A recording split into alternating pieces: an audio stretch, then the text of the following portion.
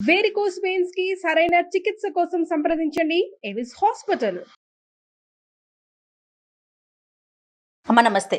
నమస్తే అమ్మ జయలక్ష్మి. అమ్మ, చిరిగిన బట్టలు వేసుకోవచ్చా? వేసుకుంటే ఏమవుతుంది? అమ్మ, చిరిగిన బట్టలు అని అనడంలోనే అవి వాటి సహజత్వాన్ని కోల్పోయిన అర్థం అవుతోంది కదా. అవును. చిరిగాయంటే మామూలుగా ఏమిటి అర్థం? పాతపడ్డాయి, ముట్టుకుంటే నలిగిపోయి చిరిగిపోయింది అనుకుందాం. ముట్టుకుంటే ఇలా విచ్చిపోయేటట్టున్నాయి అని అర్థం. అది దేనికి సంకేతంగా ఉంటుంది? చిరిగిన బట్టలు వేసుకోవడం అన్నది దరిద్రానికి సంకేతం. అంతే కదా. ఏదన్నా అంటే కుచేలుడు అన్న పేరు మీరు విన్నారు. అవును.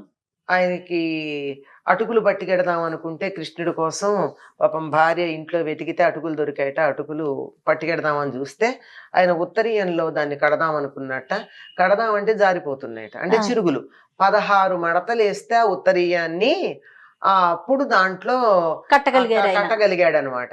అంటే అన్ని చిరుగులు ఉన్నాయి. అది స్థితి.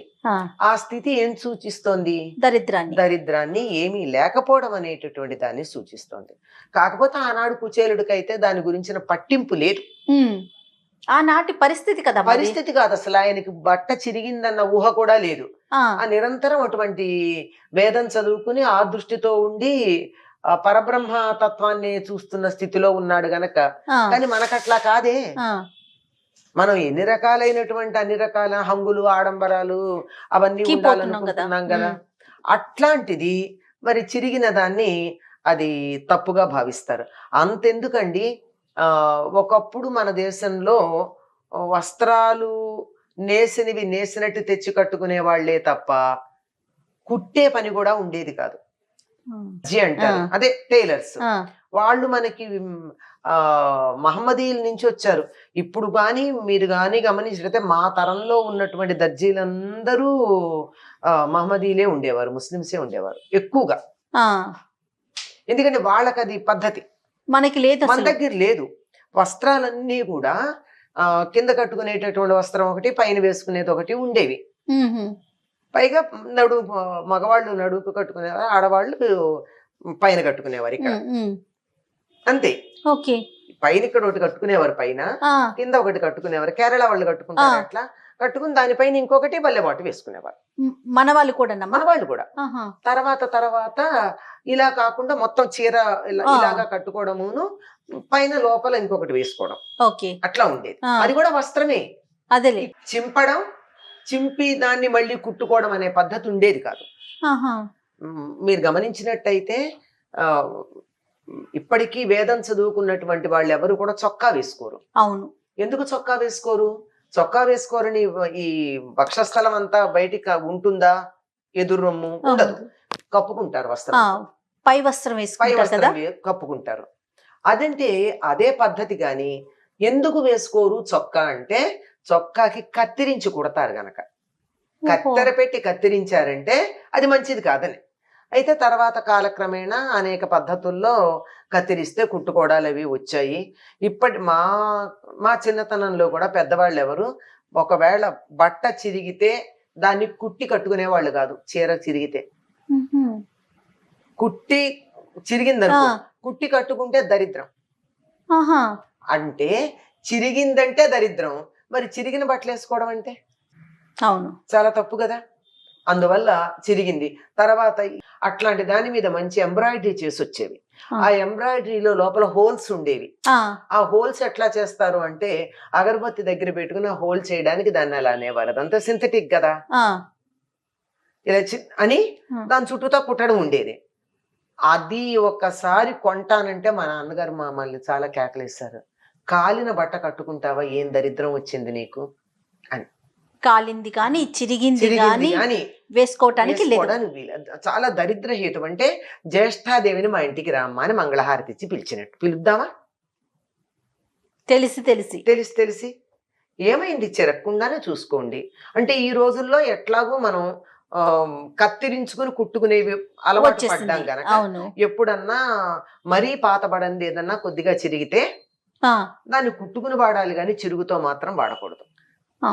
అంటే మారిన కాలాన్ని బట్టి ఎట్లాగో కుట్టింది వాడుతున్నాం కదా, కత్తిరించుకుని మరీ కుట్టి వాడుతున్నాం కదా. అందువల్ల అలా కాకుండా నేను మూడు మూడు ముక్కలు తెచ్చుకుని వస్త్రాలు వేసుకుంటానంటే సమాజంలో నన్ను రానియరు కదా. అవును. దాన్ని బట్టి దాన్ని అంగీకరించిన చిరుగు ఉన్నది ఎందుకు వేసుకోవాలి?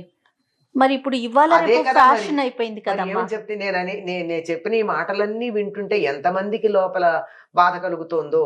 మేము ప్రత్యేకంగా చిరిగినటువంటి వాటిని కొనుక్కుంటున్నాం కదా, చింపి మరీ కొనుక్కుంటున్నాం కదా, లేదంటే తెచ్చి చింపుకుంటున్నాం కదా, అంతే కదా. అవును. ఆ మధ్య ఎప్పుడో ఒక దాంట్లో పెట్టారు, బాంబేలో స్టోర్ లో ఉన్నది 15,000 20,000 ఒక ప్రైజా షర్ట్, దాని ట్యాగ్ పెట్టి అంతా ఒక షర్ట్ ఇలా ఇలా ఇలా ఇలానే చిరిగిపోయింది. అంటే కట్ చేసి ఉంది పీసులు పీసులుగా. అబ్బా మన ఇంట్లో ఉన్న పాత బట్టలన్నీ ఈ స్టోర్ కి అమ్ముకోవచ్చు అని చెప్పి ఒకళ్ళు చిన్న ట్యాగ్ లైన్ తో అది పెట్టారు. ఆ స్టోర్ పేరుతో సహా పెట్టారు. Very fashionable the. అంటే ఎలాగైందంటే చింపుకోవడం అనేది ఫ్యాషన్ అయింది. అంటే అన్ని రకాల దరిద్రాలని మనం ఎలా ఆహ్వానిస్తున్నామో వస్త్రాల ద్వారా కూడా దరిద్రాన్ని ఆహ్వానిస్తున్నాం. గన్ షాట్ జీన్స్ పేరు వినుంటారు మీరు. అవునమ్మా. ఇందాక నేను కాలడం గురించి అదే చెప్పా. అగరవత్తి పెట్టి అక్కడ చిన్న హోల్ చేయడానికి చిల్లి పెట్టినందుకే వద్దనేవారు. మరి దానికి దీన్ని ఎలా ఒప్పుకుంటారు? కాజాలు ఒప్పుకునేవారు కాదు. అంటే ఈ ప్లాస్టిక్ బటన్స్ ఉండి కాజాలు పెడతామే, అది కూడా కత్తిరిస్తారు గనక దాని బదులు హుక్కును హుక్కు లూపు పెట్టించుకోండి, లేదంటే బటన్స్ ఉండేవి ప్రెస్ బటన్స్, అవి పెట్టుకోమని చెప్పేవారు మా చిన్నతనంలో. ఇవన్నీ ఇప్పుడు అసలు అవన్నీ మనకి అది లేవనుకోండి, అంతకే జిప్ పెడుతున్నారు సరిపోతోంది, అలాంటివి పెద్ద లేకుండా. కానీ కల్చర్ పూర్తిగా మారిపోలేదమ్మా వస్త్రధారణకి సంబంధించి. ఎన్ని రకాలుగా మారడానికి అవకాశం ఉందో అన్ని రకాలుగా మారింది. 1 2 అని చెప్పడానికి వీల్లేదు. ఎందుకు మారింది అంటే మనకు అన్ని విధాలు మారాం, అందులో ఇది ఒక భాగం. అవును. ఒక సంస్కృతిని తెలియజెప్పేది ఏముంటుందంటే కట్టు బొట్టు, అవును, జుట్టు. కట్టు బొట్టు జుట్టు. బొట్ట అదేంటి తెలీదు, కట్టుకోవడం ఏమిటి తొడుక్కోవడమే, జుట్ట ఇంకా దాన్ని చెప్పేది లేదు కదా. ఇన్ని రకాలుగా సంస్కృతి ఒక ప్రాంతం వీళ్ళు అని తెలియజెప్పడానికి ఈ 3 నిదర్శనాలు. ఆ వ్యక్తి యొక్క క్యారెక్టర్ లో బయోడేటాలో సగం తెలుస్తుందమ్మా వీటి బట్టి. ఇప్పుడు బొట్టు ఉంది, ఆ బొట్టు పెట్టుకోకపోతే ఒకటి, పెట్టుకుంటే ఒకటి తెలుస్తుంది. పెట్టుకున్న బొట్టు కూడా ఎట్లాంటిది అంటే ఇప్పుడు ఏదో సరదాగా చిన్నది పెట్టుకోవడం కాకుండా మీరు నామం పెడతారా, విభూది పెడతారా, గంధం పెడతారా, సింధూరం పెడతారా, చాదు పెడతారా, దీన్ని బట్టి వీళ్ళు ఏ విశ్వాసానికి చెందిన వాళ్ళు తెలిసిపోతుంది కదా. బొట్టు పెట్టుకోకుండా బయటకు వచ్చారంటే పూర్వం ఇంకా స్నానం చేయలేదు లేదా సూతకంలో ఉన్నారని తెలిసేది. ఇప్పుడు అసలు ఆ తేడా లేవు. అంటే ఒక మనిషి యొక్క విషయాలలో సగం వారి యొక్క ఆహార్యం బట్టి తెలుస్తుంది. ఆహార్యం అంటే మేకప్, ఆ మేకప్ బట్టి తెలుస్తుంది. దాంట్లో ప్రధానమైనటువంటి వస్త్రం ఇప్పుడు ఎలా తయారైందంటే ఏమిటో వలువలు విలువలు 2 పోయినవి, తగ్గాయి. అవునమ్మా. వలువలు విలువలను ఇస్తాయి, ఆ రెండిటిలో కూడా పతనం అన్నది మనకి ఇప్పుడు బాగా కనపడుతుంది. చిరిగినది పరిస్థితుల్లో వేసుకోకూడదమ్మా. ఆ గన్ షాట్ ని మనం ఏం అనలేము, వేలు పెట్టి కొనుక్కుంటున్నారు, వాళ్ళ సంగతి వదిలేసేయండి. ఎందుకంటే మనం మాట్లాడకూడని విషయాల్లాగా అయిపోయినాయి. కానీ మన వరకు మనం పాటించదగింది చిరిగినవి వాడకుండా ఉంటే చాలు. తప్పకుండా అమ్మా. నమస్తే.